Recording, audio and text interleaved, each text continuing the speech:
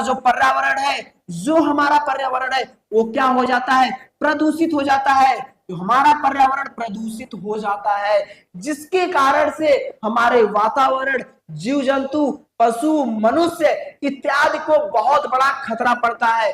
साथ में इसके पावर प्लांट को लगाने में अधिक खर्च होता है, मेंटेनेंस अधिक लगती है। क्या खर्च ज्यादा लगता है, मेंटेनेंस अधिक होता है, वातावरण हमारा दूषित होता है, इन सभी परेशानियों का सामना करना पड़ता है। तो आज के डेट में हम लोगों को रिन्यूएबल एनर्जी की तरफ ज्यादा से ज्यादा बढ़ना चाहिए। और फ्रेंड्स बता दे, देखो अगर एग्जाम में मैटर कम लिखे ना, तो जितना जानते हो ना इतना मेन टॉपिक ऊपर लिख के आप बीच में पेज, तो फिफ्थ सेमेस्टर में फाइनल ईयर के स्टूडेंट हो, अभी कुछ सीक्रेट चीजें मैं बता दूंगा, तो आपको टेंशन नहीं लेना, मैं पहले ही बता रहा हूं। जिस भी स्टूडेंट को अगर प्रॉब्लम हो रही है, फाइनल ईयर के स्टूडेंट, मैं जहां तक जानता हूं उनका बैक बिल्कुल, अगर देखा जाए, मैं जब से मैं आपको ट्रेंड कर रहा हूं, जो भी हमारे स्टडी पावर पॉइंट के चैनल पे जो भी स्टूडेंट रहे हैं, हर बार उनका रिजल्ट बेहतर रहा है।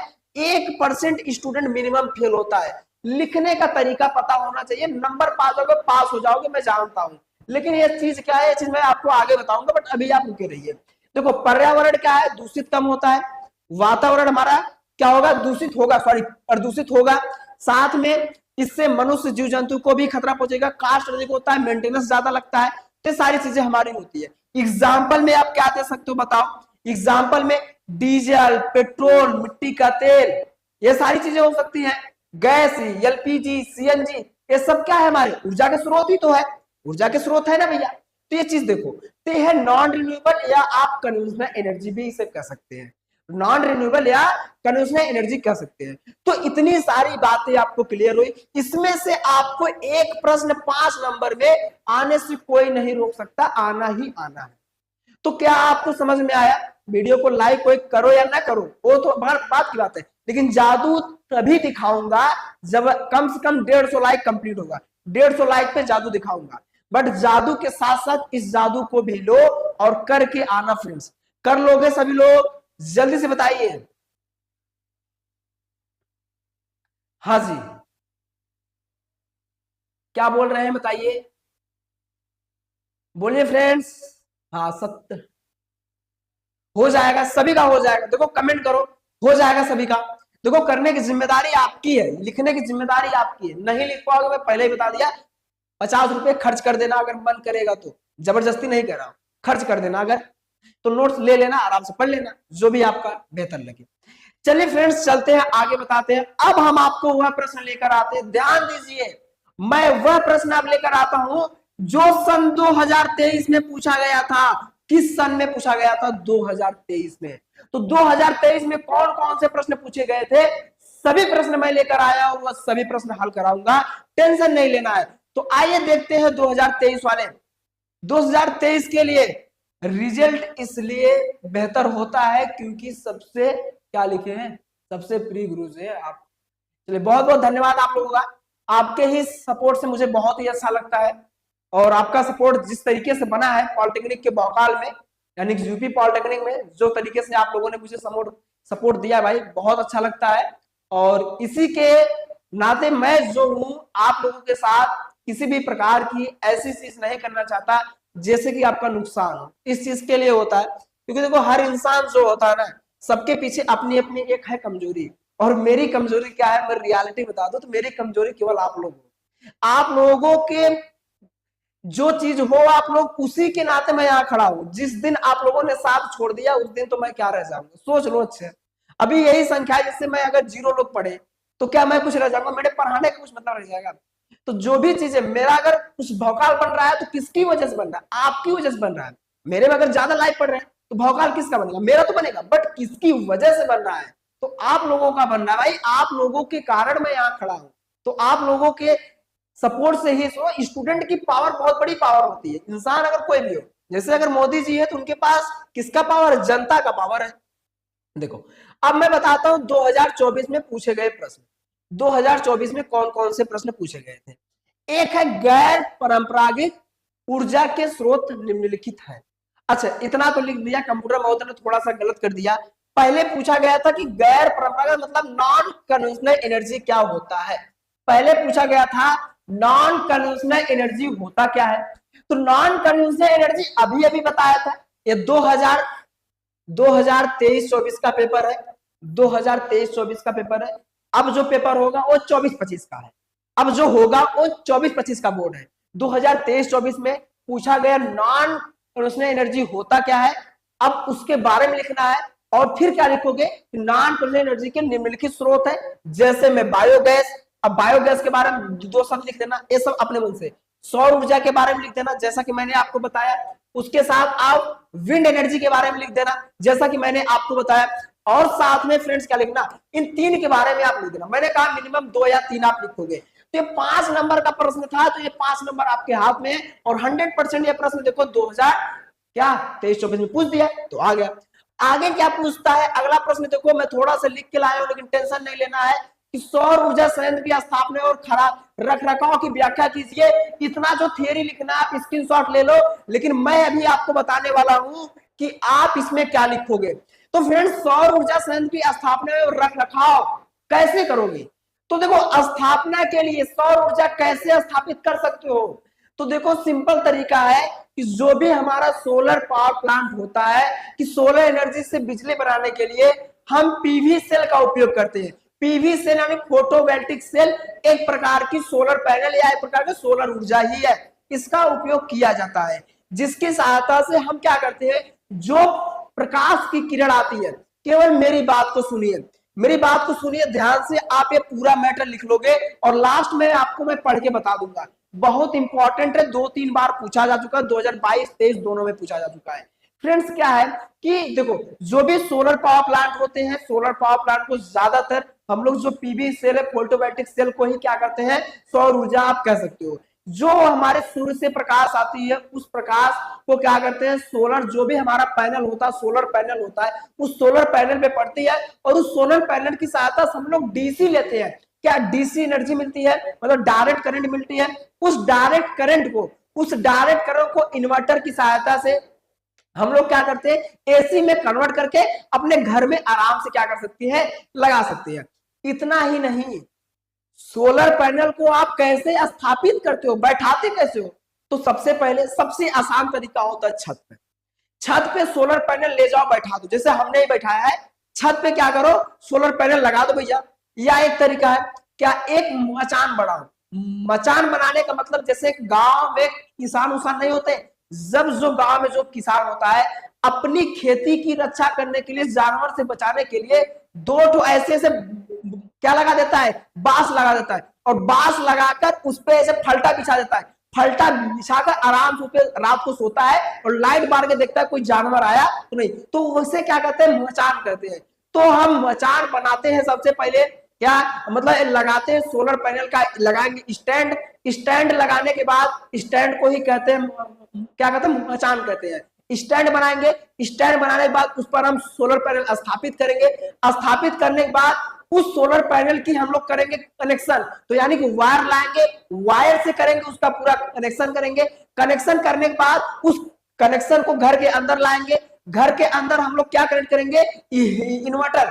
क्या फ्रेंड्स, कनेक्शन करने के बाद हम लोग घर के अंदर लाएंगे एक प्रकार का इन्वर्टर, बेस्ट टाइप का इन्वर्टर, और सोलर इन्वर्टर लेकर आएंगे। एसी वाला मत लेते आना, कि जो हमारी क्या है, जो हमारी कौन सी चलती है, जो लेड एसिड सेल की जो हमारी बैटरी वोटरी आती है, बैटरी वाला इन्वर्टर मत लाना, सोलर इन्वर्टर लेकर आता। सोलर इन्वर्टर की सहायता से क्या करते हैं, हम लोग बिजली उत्पादन कर लेते हैं। कहने का मतलब बस पूरा चीज वही लिखा गया है, एक बार पढ़ देता हूं, जो बताए वही लिखा हूं। देखो क्या है कि सोलर पीवी पैनल की स्थापना के लिए आम स्थान क्या है, छत है। मैंने बताया छत का मतलब जो भैया हमारे ऊपर छत है, जो आपके घर का छत है, ज्यादातर हम लोग वही उपयोग करते हैं। वांछित निर्देश होते हैं। वांछित निर्देश का मतलब कि आपका लोग ज्यादातर हम लोग सोलर पैनल देखो खेत में भी लगा सकते हो, आप कहीं भी लगा सकते हो, लेकिन स्थान बचाने के लिए छत पे लगा देते हैं। और छत पे आप ऐसे लगाओ कि उस पे पूरी तरीके से प्रकाश फैले, प्रकाश पूरा आए उस पर। प्रकाश जब पूरा पड़ेगा ना, तो एनर्जी ज्यादा मिलेगी हमको। प्रकाश के मार्ग में कोई रुकावट ना आ जाए। किसी के छत के आसपास हमारे पेड़ पौधे लगे होते हैं तो छत पे पूरी प्रकाश नहीं आ पाती है, तो ऊर्जा हमको कम मिलती है।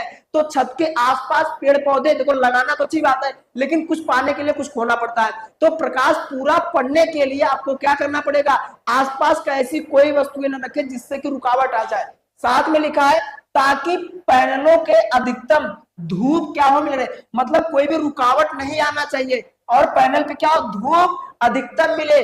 फिर भी यदि छत पर स्थापना लागू या वांछित नहीं है, आप अगर छत पर नहीं लगा सकते हैं तो सोलर पैनल भी लगाया जाता है। मतलब अन्य और जगह सोलर पैनल हम लगा सकते हैं। कहां कहां लगा सकते हैं, खेत में लगा दो भैया, ये लगाकर स्टैंड वहां भी लगा सकते हो। आपको क्या करना है, आपको बस ये सुनिश्चित करने की आवश्यकता है कि कोई वस्तु सूर्य तक पहुंचने से अवरोध नहीं करनी है। कहने का मतलब है कि आप सोलर पैनल कहीं भी लगा सकते हो, सोलर पैनल क्या कर सकते हो, कहीं भी लगा सकते हो। बस यह करना है, आपको यह करना है फ्रेंड्स कि जो सूर्य है, जो सन है, सन के मार्ग में कोई भी रुकावट ना है। आप ऐसे जगह सोलर पैनल लगाओ कि उसके मार्ग में कोई रुकावट पैदा ना हो। अच्छा, सोलर पैनल स्थापित कैसे करेंगे।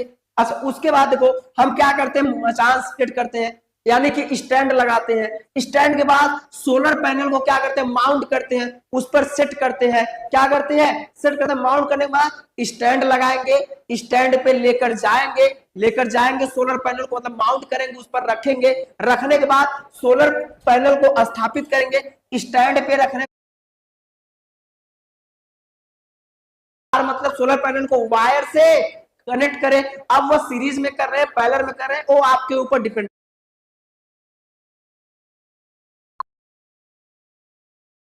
अब वायर जब कनेक्ट हो जाएगा तो आप सोलर इन्वर्टर क्या करें, स्थापित करें। सोलर इन्वर्टर का मतलब भैया वो वाले इन्वर्टर नहीं जो बैटरी वाला, सोलर इन्वर्टर अलग आता है, उसको ले। और जो वायर यूज करेंगे ना सोलर पैनल में, आप एसी वायर मत यूज करना जो 20 रुपया 30 रुपया वाला आता है। ना ना भैया, आप एक आता है मार्केट में डीसी वायर, 70 रुपए 90 रुपए मीटर आता है, तो आप डीसी वायर यूज करना।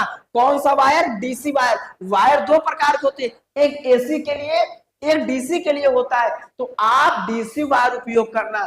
और साथ में देखो ब्रांड सोलर पैनल इन्वर्टर और सोलर बैटरी का यूज करें। मतलब आपको ऐसे इन्वर्टर, ऐसे बैटरी लेना है, सोलर पैनल से जो एनर्जी आएगी डीसी, क्या करोगे, एनर्जी डायरेक्ट घर में थोड़ी भेज दोगे भाई, उसके लिए बैटरी में उस एनर्जी को स्टोर कर लो। जब दिन का समय चला जाएगा तो रात को आप उस एनर्जी को आराम से क्या करना, यूज करना, तो हो जाएगा। साथ में देखो इस 7 इन्वर्टर को कंज्यूमर यूनिट में कन्वर्ट कर दे। इन्वर्टर को कंज्यूमर यूनिट का मतलब कि जो इन्वर्टर है, जो हमारे उपयोग करने वाले उपयंत्र है, जो लोग उपयोग करने वाले, कूलर एसी पंखा जो भी उपयोग करने वाला है, उससे क्या करो भैया, क्या कर लो, सबके बाहर फैला दो, जिससे इन्वर्टर से हमको क्या मिल जाए, हमको आसानी से ऊर्जा मिल जाए और पंखा उनका हमारा चलने लगे, तो पंखा उनका चलने लगेगा। साथ में क्या है, सोलर पैनल शुरू करें और परीक्षण करें। यानी कि अब हमारा सोलर पैनल तैयार हो गया, अब उसकी क्या कर ले, एक बार आप टेस्टिंग कर ले। सोलर पैनल इतना करने के बाद क्या करो, एक बार उसकी टेस्टिंग करके चालू कर दो।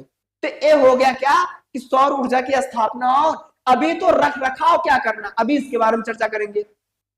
इतना आप क्या कर लो, इतना क्या कर लो भाई, इतना आप पहले नोट कर लो। देखो है तो आपको सिंपल तरीका है, इसका स्क्रीनशॉट लेना है तो आप ले सकते हैं। सिंपल तरीका है, इसमें आपको थियरी ज्यादा, लिखना ज्यादा है। मैं देखो मैं बोल भी रहा हूं तो ज्यादा से ज्यादा मैं कोशिश कर रहा हूं कि आपको वो चीज मिले जो चीज आपको एग्जाम में मिले। देखो अब बात करते हैं सोलर पैनल संयंत्र की स्थापना रख रखाव। देखो अब ये तो हो गया पहले कि हम लोग स्थापना कैसे करते हैं, तो मैंने बता दिया। अब सोलर पैनल का रख रखाव कैसे करेंगे, हमको बताओ आप कैसे, जैसे आपके घर सोलर पैनल लग जाए, अपने माइंड से सोचो कि सोलर पैनल की हम लोग स्थापना कैसे करेंगे, कुछ सोचिए अच्छे, बोलिए सोलर पैनल का हम लोग कैसे करते हैं स्थापना।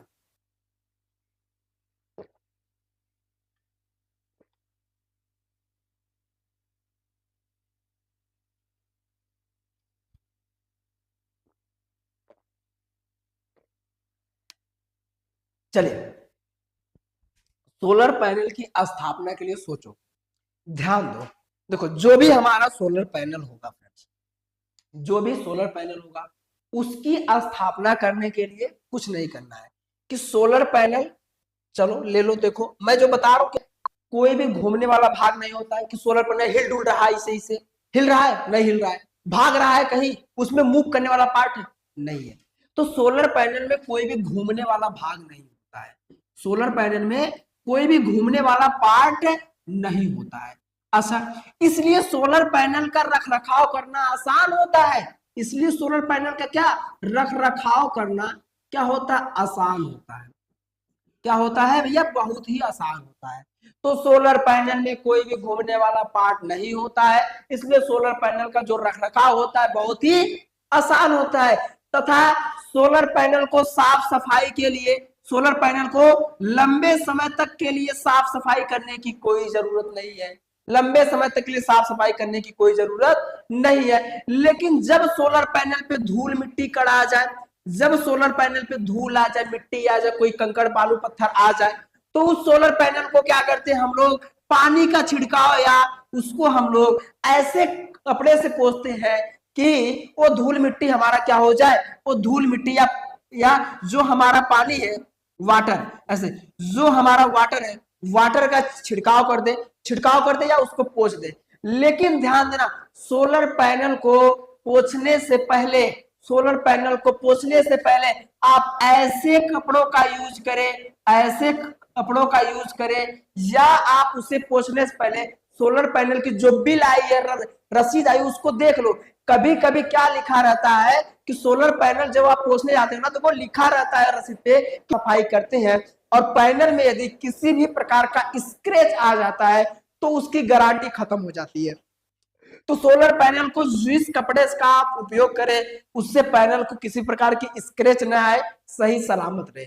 और कम से कम एक बार आप बिल चेक कर ले क्या क्या नियम है, क्या क्या फॉलो है। ऐसा नहीं कि आप प्रेशर से पानी मार दे और पानी मार के कहीं भी ज्यादा प्रेशर से मार दे तो कहीं स्क्रैच आ जाए, तो ऐसा भी आपको नहीं करना है। तो ये सारी चीजें हैं हमारे रख रखाव के लिए। आप सोलर पैनल की साफ सफाई के लिए साल में एक बार कंपनी के तरफ से या किसी मेंटेनेंस वालों को बुलाकर साफ सफाई करा सकते हैं। तो ये सब चीज अपने मन से नहीं लिख लेंगे, लिख लोगे ना अपने मन से। क्या करना है, बिल्कुल आसानी तरीके से तो बताया हूं, कुछ नहीं करना है, बिल्कुल सिंपल है भाई, देख लो क्या क्या करना है। तो ये सारी चीजें हैं, लिख लोगे, कमेंट करो जल्दी से, कर लेंगे कि नहीं कर लेंगे, समझ गए कि नहीं समझ गए।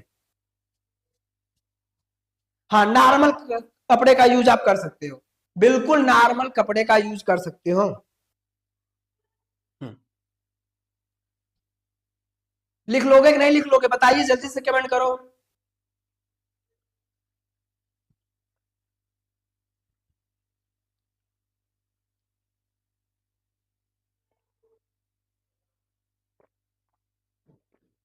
चलो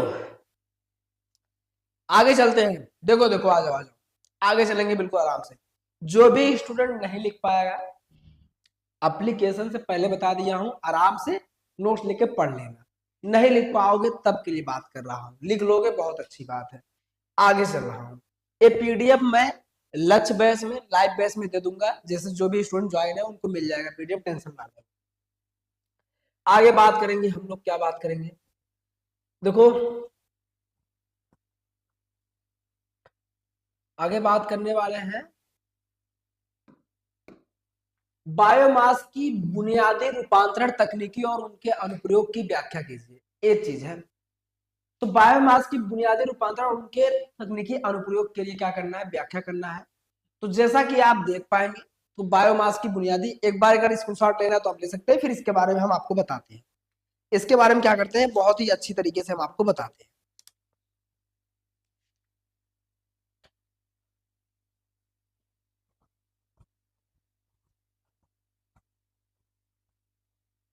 हाँ, तो इनका जो रूपांतरण है, रूपांतरण हम लोग कई तरीके से कर सकते हैं।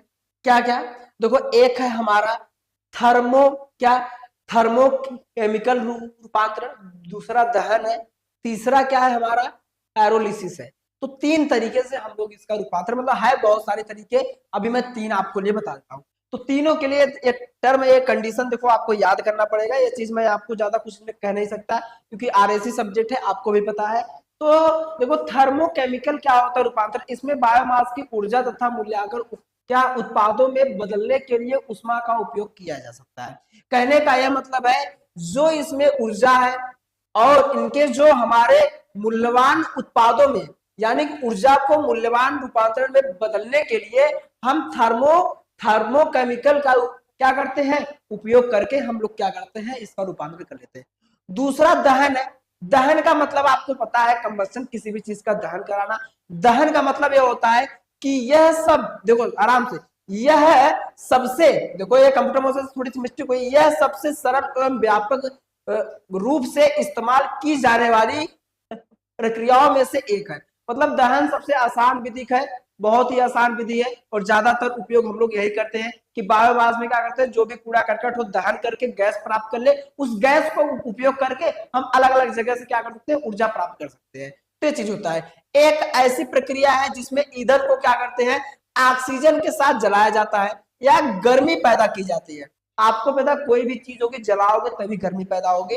अच्छा, उसके बाद क्या होती है, अब वो जो गर्मी पैदा होती है उससे हम लोग बना लेते हैं भाप।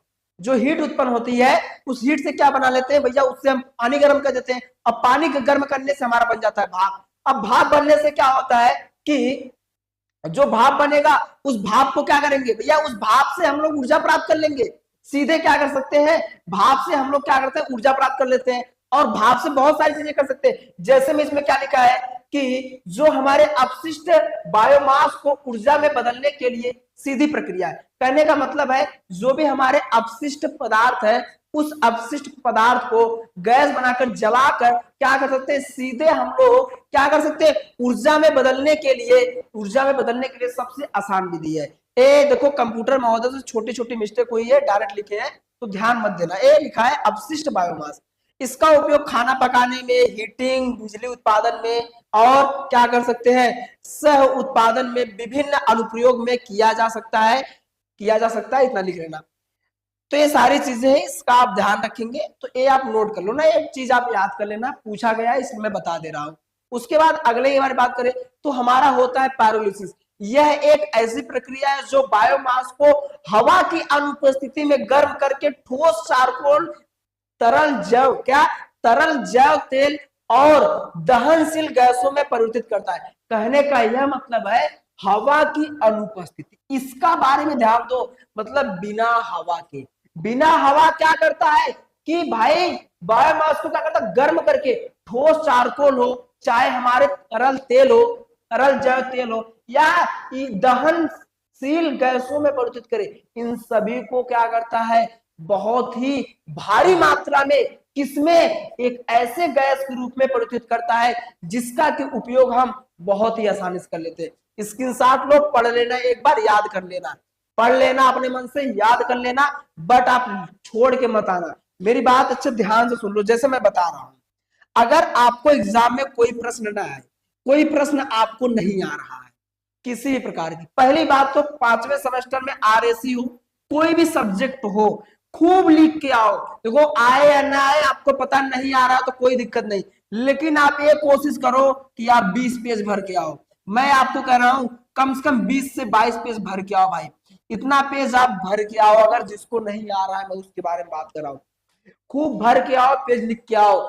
क्योंकि फ्रेंड्स अगर एग्जामिनर बहुत ही ज्यादा, क्योंकि फाइनल ईयर के स्टूडेंट को कोई टीचर अगर फेल कर रहा है, जैसे फेल करना तो चाहता नहीं, मुझे जहां तक लगता है, अगर वो दयालु है, अगर चाहता तो नहीं है, अगर वो कोशिश भी करता है ना, अगर आप 20 पेज लिखे हो ना, बाद में अगर आपकी बैग भी लगती है, अगर आप रीचेक भी डालते हो ना, तो जो कॉपी अगर चेक कर रहा है ना, अगर वो एक एक पेज पे एक एक नंबर भी देता चला गया ना, तो भी आप 20 नंबर आराम से पा जाते हो।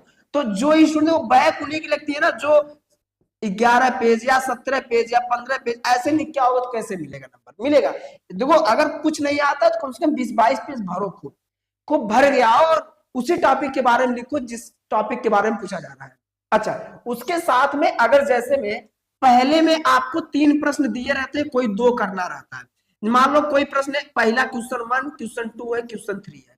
दूसरे में भी आपको क्या दिए रहते हैं, 3-3 प्रश्न दिए रहते हैं। ऐसे ऐसे सभी में टोटल 5 होता है तो सब में 3-3 दिए रहते हैं।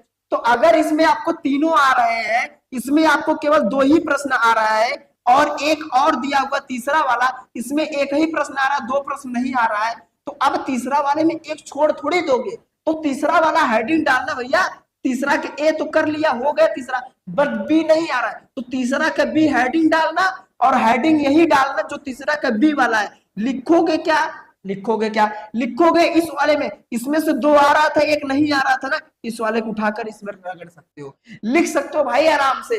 देखो वैसे भी तो छूट रहा है, मैं उन स्टूडेंट के बारे में बात कर रहा हूं जिनका छूट रहा है, ऐसा नहीं कि नंबर मिल ही जाएगा, लेकिन मैं कह रहा हूं कि 1% भी चांस है, मिल सकता है, धोखा हो सकती है ना एग्जामिनर से, 1% चांस बन सकता है ना, तो मैं 1% लेकर चलता हूँ। जहां छोड़ने से बेहतर है तो कुछ तो पा जाओ, 1-2 नंबर तो पा जाओ। अगर आप लिखे रहोगे हेडिंग तीसरा कभी है भाई, अगर वो नॉर्मल, अगर सोच लो, अगर बहुत सारे हर बार होता थियरी सब्जेक्ट में एक प्रकार से एक समान नंबर सबको क्या करता है, दे देता है, कॉमन नंबर कर लेता है, कॉमन हो जाता है, एकदम जनरल मार्क कर देता है, तो हर प्रश्न में 3-3 देता देता देता चला गया, तो आप 3 नंबर पा जाओगे आराम से। जनरल मार्किंग बहुत ज्यादा हो जाती है थियरी सब्जेक्ट में, मैं जहां तक 1-2 नंबर आगे पीछे सबका ज्यादा होता है, तो एग्जामिनर जानता है कि आरएसी मारते रहो, 3-3 मारते रहो, तो ऐसा करना है। अगर आपको छूट रहा है तो के लिए बता रहा हूं, और अगर किसी को लग रहा है कि नहीं ऐसा करने से कुछ नहीं होगा तो छोड़कर चला आएगा, बट जिसको लग रहा है वो करके आएगा। आगे चलते हैं, हम आपको बताते हैं, आगे है हमारा कि मैग्नेटो हाइड्रोडायनेमिक की प्रत्यक्ष ऊर्जा संरक्षण प्रणाली तथा उनके अनुप्रयोग की व्याख्या लिखिए या व्याख्या कीजिए। तो भैया हम बात कर रहे हैं मैग्नेटो, इसको कहते हैं, इसका नाम है एमएसडी, इसका क्या नाम है, एमएसडी। तो हम एमएसडी के बारे में चर्चा करेंगे। तो एमएसडी क्या होता है, एमएसडी पूछता है या पूछेगा मैग्नेटो हाइड्रोडायनेमिक एनर्जी। क्या एमएसडी का पूरा नाम क्या होता है, मैग्नेटो, एमएसडी का पूरा नाम magneto hydro, magneto hydro dynamic, magneto hydrodynamic energy कर लो, जनरेटर, ऐसे भी कहीं कहीं देता है जनरेटर एनर्जी, आप ऐसे लिख सकते हो। देखो कहीं कहीं जनरेटर नहीं देता है, डायरेक्ट दे देगा, कहीं कहीं केवल इतना दे देगा। तो जब भी आपको एमएचडी के बारे में पूछे तो मैग्नेटो हाइड्रो क्या हो गया, डायनेमिक जनरेटर, आप ऐसे लिख सकते हो, या मैग्नेटो हाइड्रो डायनेमिक एनर्जी आप ऐसे लिख सकते हो। अच्छा यह जो होता है, यह एक, देखो यह एक द्रव जनरेटर होता है, यह एक द्रव जनरेटर है, जो जो जो क्या करता है, उष्मा, जो हमारे उष्मा होते हैं, उष्मा तथा जो हमारे उष्मा तथा गैस कह लो, उष्मा और द्रव को, उष्मा और द्रव को, या आप इसको गैस लिख सकते हो, गैस ज्यादा बेहतर है, गैस को डायरेक्ट एनर्जी में, डायरेक्ट करंट में रूपांतरण करती है, डायरेक्ट करंट में रूपांतरण करती है, डायरेक्ट करंट में क्या करती है, रूपांतरण करती है। इसे क्या कहते हैं, इसे एमएसडी कहते हैं, तथा इसे एमएसडी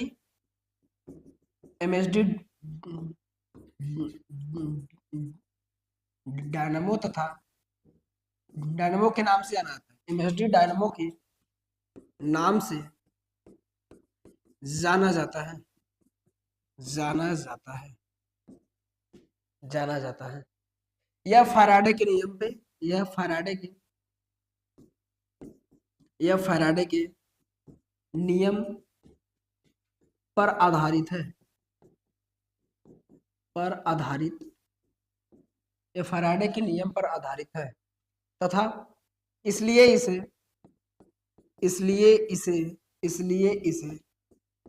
एमएसडी फैराडे एमएसडी भी कहते हैं, फैराडे एमएसडी के नाम से, या आप ऐसे लिखो, सॉरी फैराडे जनरेटर,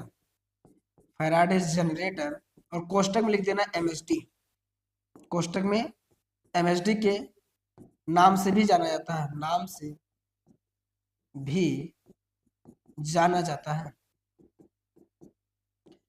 इतना लिखने के बाद देखो अब इतना लिखने के बाद आप क्या करते हो, इतना लिखने के बाद आप बनाते हो, इसका हेडिंग डालते हो कंस्ट्रक्शन। हेडिंग क्या डालते हो, कंस्ट्रक्शन। कंस्ट्रक्शन तो आप जो लिखते हो कंस्ट्रक्शन में क्या है, देखो कंस्ट्रक्शन में एक छोटा सा डायग्राम बनाएंगे।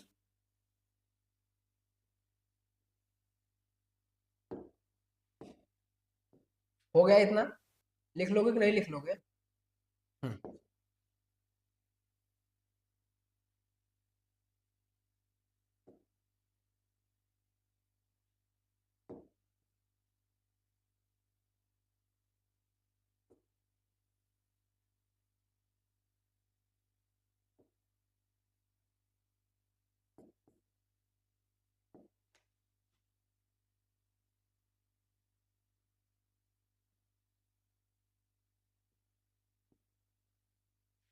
ये छोटा सा डायग्राम बनाओगे।